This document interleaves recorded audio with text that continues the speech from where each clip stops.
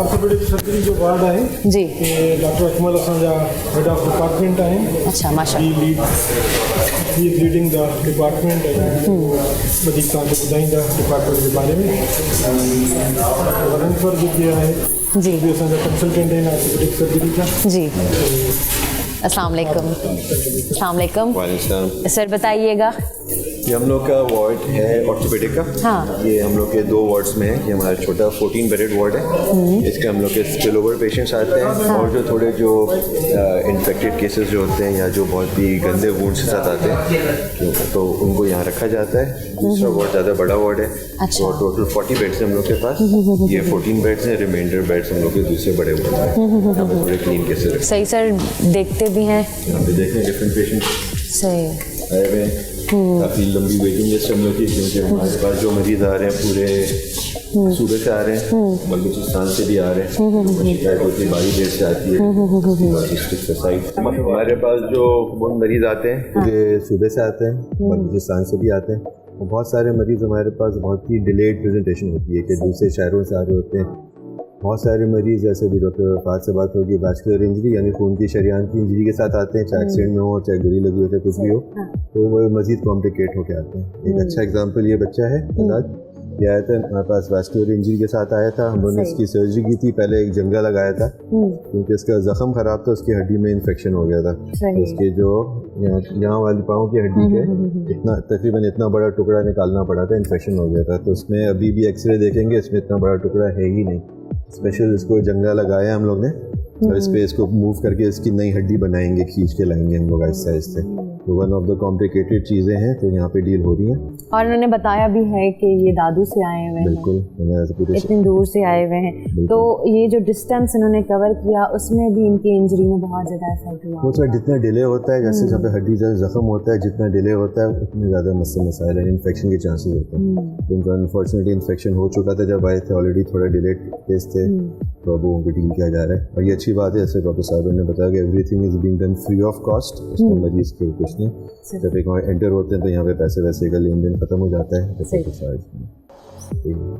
बाकी सारे ऐसे मरीज़ हैं, सबकी ऐसी ही कहानियाँ हैं घूम फिर के.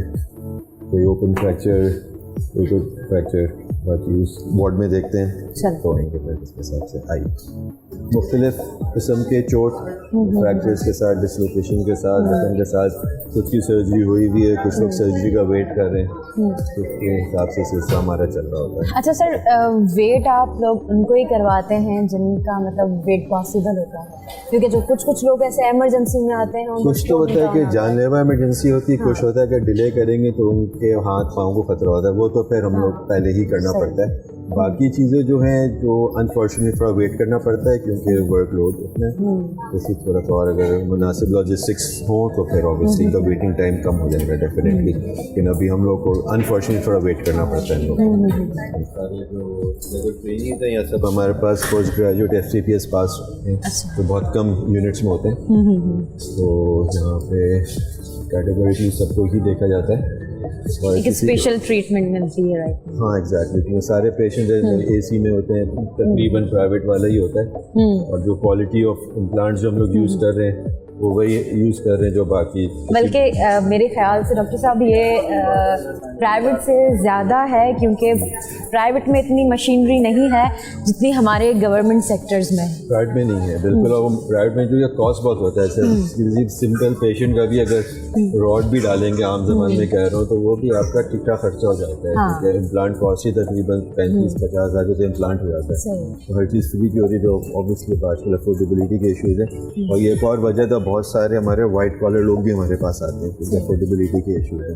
और उनको पता है कि यहाँ पे एक प्रॉपर ट्रीटमेंट मिल जाएगी.